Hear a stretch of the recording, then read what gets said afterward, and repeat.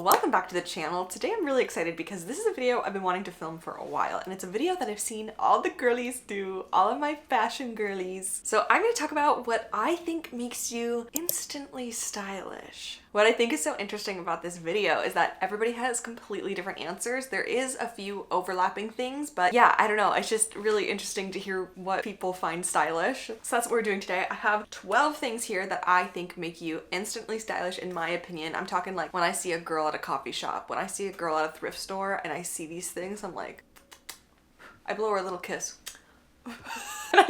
Me when I see somebody in public that I think is stylish. And then they go, thank you. That'd be a perfect world, wouldn't it? That's my ideal world. What can I say? I'm just a lover. All right, let's just get into it. So the first one I have on here is big scrunchies. And I think this is a very like 2020s kind of trend. There's something about it that I find so delicious. I just love the volume of adding something to your hair. Also, it's a stylistic choice that is so, it's more like frivolous, right? It's not necessary to the outfit. That's kind of how I feel about interesting layering too. Whenever you add something to your outfit that doesn't serve a purpose beyond looking pretty, I think that is just like instantly stylish. I also feel like these kind of scrunchies you can find mainstream. Like I know Free People make some. I know probably if you walk into Urban you can find something like this. A lot of the ones that I see are handmade, you know, on Etsy, people DIY it, and I think that element makes it instantly stylish in my opinion. I just know that the girls that wear scrunchies like this are into fashion like I am, right? Like if I see someone wearing this in public, I know that they watch, you know, fashion YouTube. I just know it. What's more stylish than watching long form content? Am I right? Big scrunchies, it's almost like a crown. It's just, it's really pretty. That's it. It's really pretty. I like it. And if you wear these, I think you're instantly stylish. Like the bigger the better, right?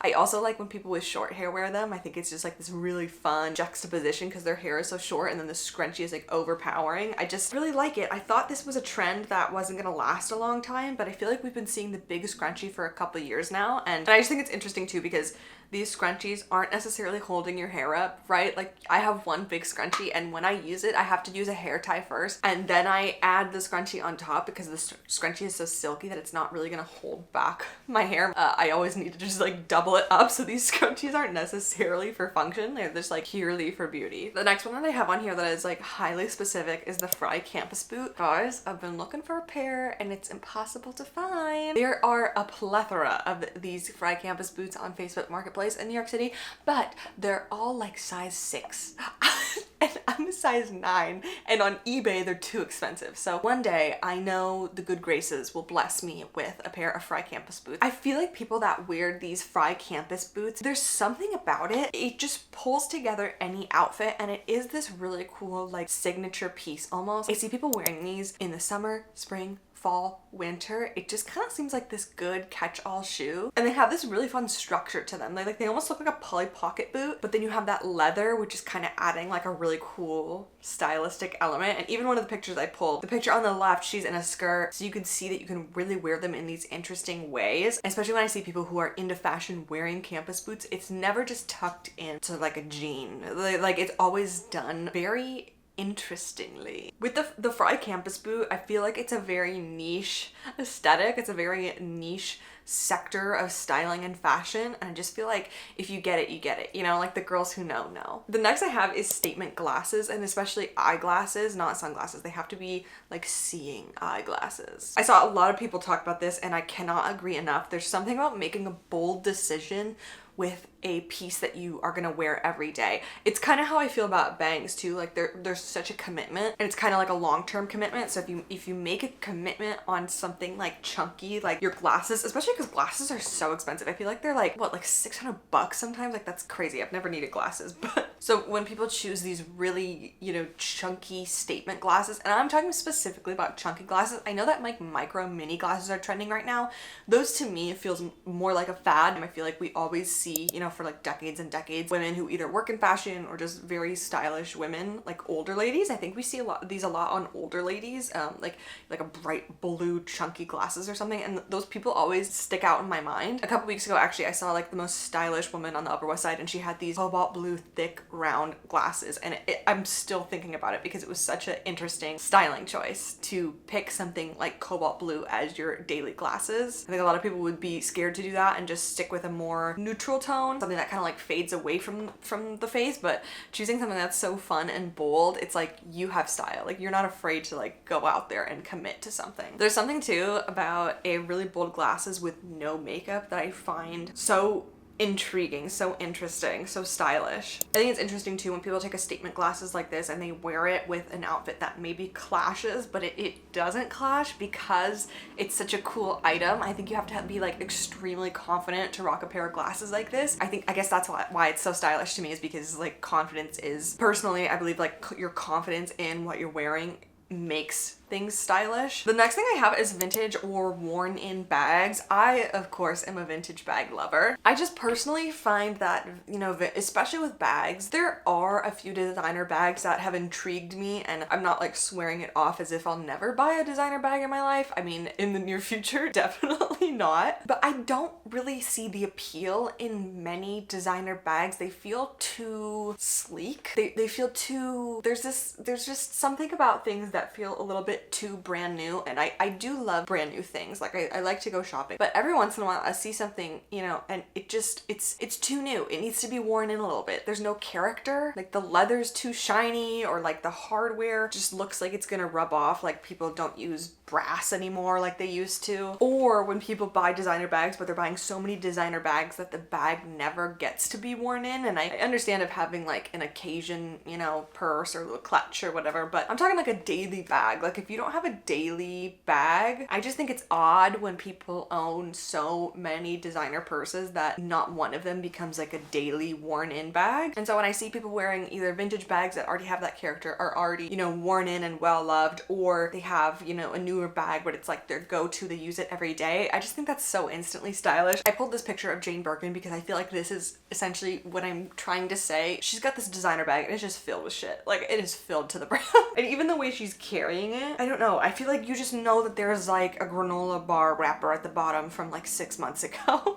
And that to me is so good. Maybe it's just because as of late I've been really loving this like worn in fashion, this worn in look. Anything that's worn in, it just feels so much more stylish than something that's brand new. I feel like we've shifted so much toward this like wear, donate, wear, donate, wear, donate, wear, throw out, all brand new swimsuits for our trip to Miami. Like that I don't see everyday people really enjoying their stuff. Side tangent, but like I saw this post that said that majority of shoppers on Shein and Temu are actually millennial women around age 35, which is interesting because I feel like there's been this narrative that it's young people, and I know so many people in real life, like friends or friends of friends, who do this where they like buy a bunch of stuff off of Shein like every couple months, and it'll be like a $500 Shein haul that they'll like do afterpay on, so it's like you're going into debt for Shein of all things. And it usually is based on a vacation. Like if somebody's going to California for vacation, they buy like all new bathing suits, all new sandals. Oh, we need a slip, like a little sarong for like every pool day. It's so like out of control. And so when I see people who have this wardrobe that's worn in, I just think that's so much more stylish, because you can buy fashion, but you cannot buy style. And by always buying new, I don't think you really allow yourself to understand what you like, because you're always being hit with this dopamine rush of, oh, I'll just buy something new. Like, oh, I don't know how to style my clothes, that's fine, I'll just like buy a new outfit. And so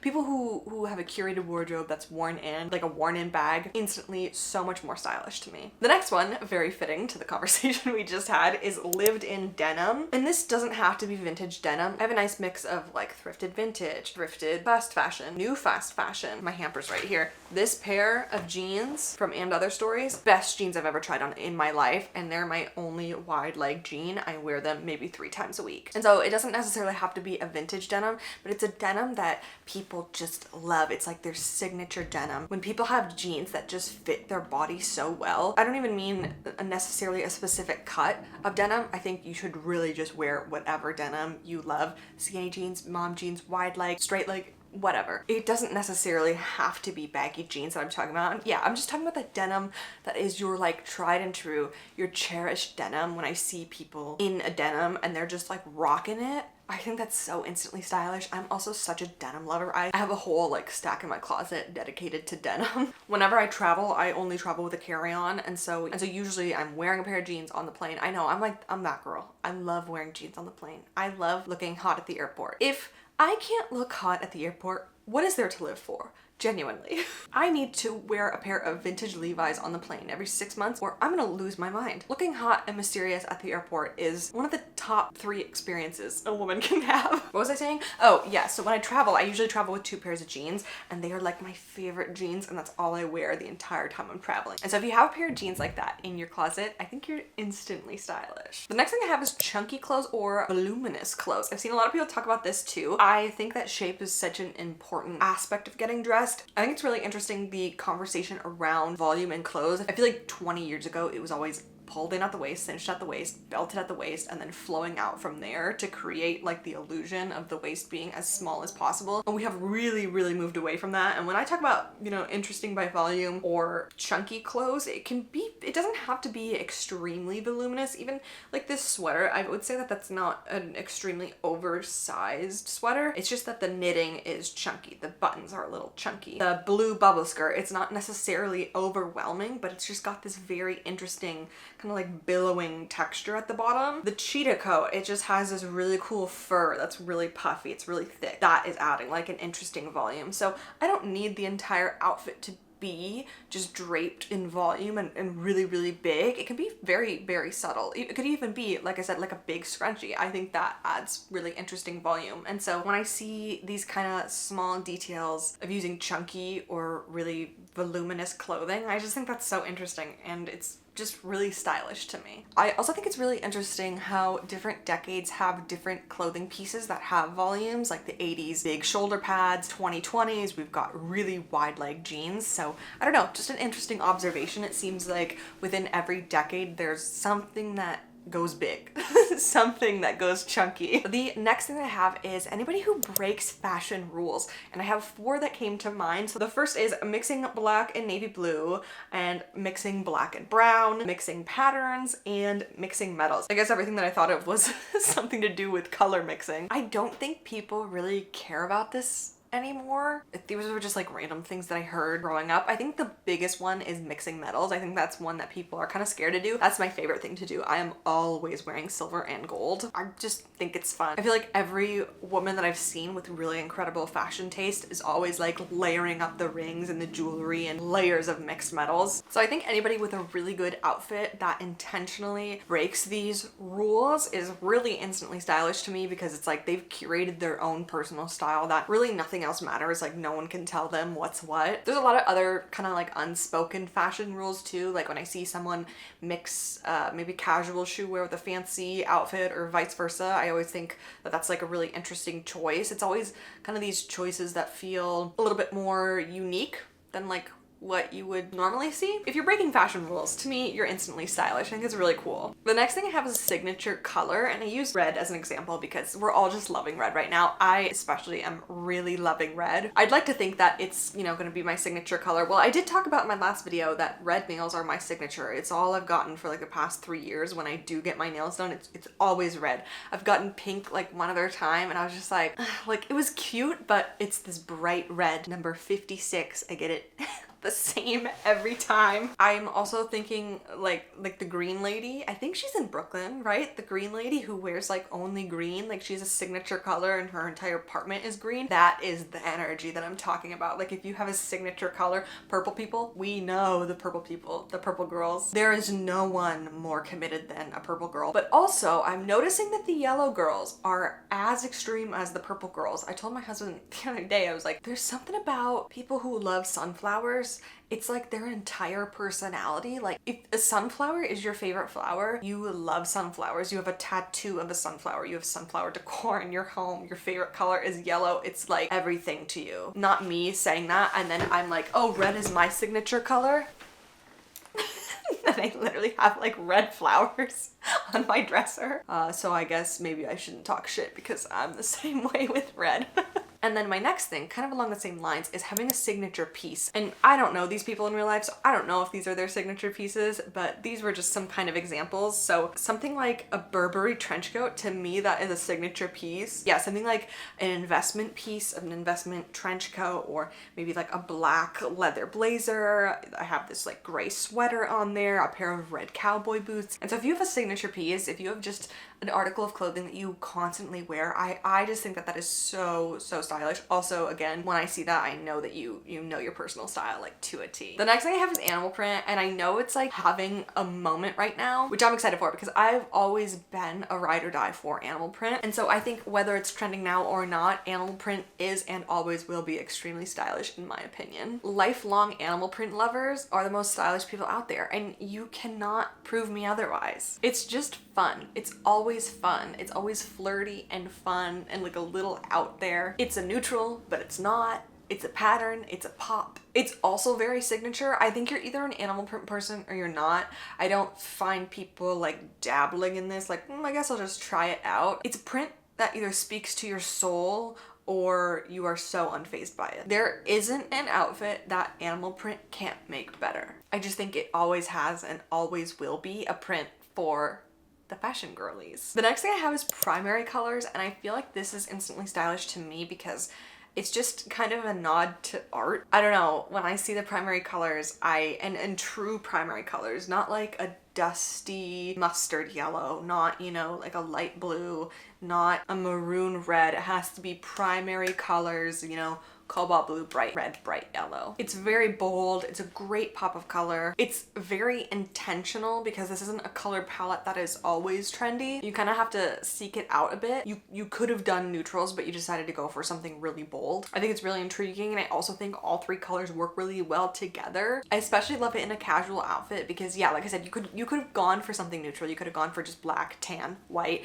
but you went for a pop of color, and to me, that's extremely stylish. You know, we always see the neutrals in more athleisure things or more comfy outfits, but when I see a pop of color like that, instantly stylish. I absolutely love it. All right, and the last thing I have is layering, and I feel like this is a little self-explanatory. I've touched on it a little bit. It's also just adding something extra before you leave the house that isn't necessary to the function of your outfit. Little tiny scarves, adding a button up under a shirt, vest, undercoat, jacket, just a lot of yummy layering, I think is so stylish. A lot of the times when I'm on Pinterest or Instagram and I see an outfit that I really like, it usually has a lot of interesting layers. It's usually something where my eye is just constantly looking at the outfit and I'm finding something new. What I think is interesting is that when I was younger, layering your outfit just meant that when it got hotter later in the day, you'd have layers to take off. So it was more from a function standpoint, you know, usually in the spring or the fall, but now I feel like layering is for the visuals of it and not necessarily the function. When I think about interesting layering, it's either, yeah, like a lot of jewelry or shirts and another shirt and like tucked out of the sweater collar. Belts, I've seen people layer like 2 belts before. So interesting. Even something as subtle as wearing like a scrunchy sock with a loafer. I think that adds an intentional layer, especially when so many people wear like no-show socks, like making your sock be shown, be known. I think that layering just utilizes a lot of your closet that maybe you wouldn't have thought to use before. And it doesn't even have to be crazy. Like you don't have to, you know, go full throttle like a dress over jeans, even though I do really love that look. It can, you know, it can be, you know, simple, it can be more of these traditional things that we've layered for decades. It's just knowing that you've taken an extra step in your outfit. You've carved out a little bit of an extra time to think about what else you're gonna put on. I think that's extremely stylish. And so yeah, that's everything I have. We talked about all 12 things that I think makes you instantly stylish. Like I said, I really love watching these videos. It's really cool to see what different people find instantly stylish. I like seeing what people find is like a really good attribute to your personal style. It always kind of inspires me too to try different things that maybe I hadn't thought of. So let me know what you agreed with. Let me know if you have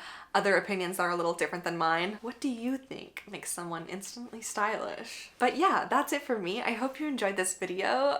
Definitely like and subscribe if you enjoyed. And as always, my Instagram is linked down below. I'm kind of like on there daily on my stories. Thanks so much for being here. I really appreciate it. That's it for me, and I'll see you in my next one.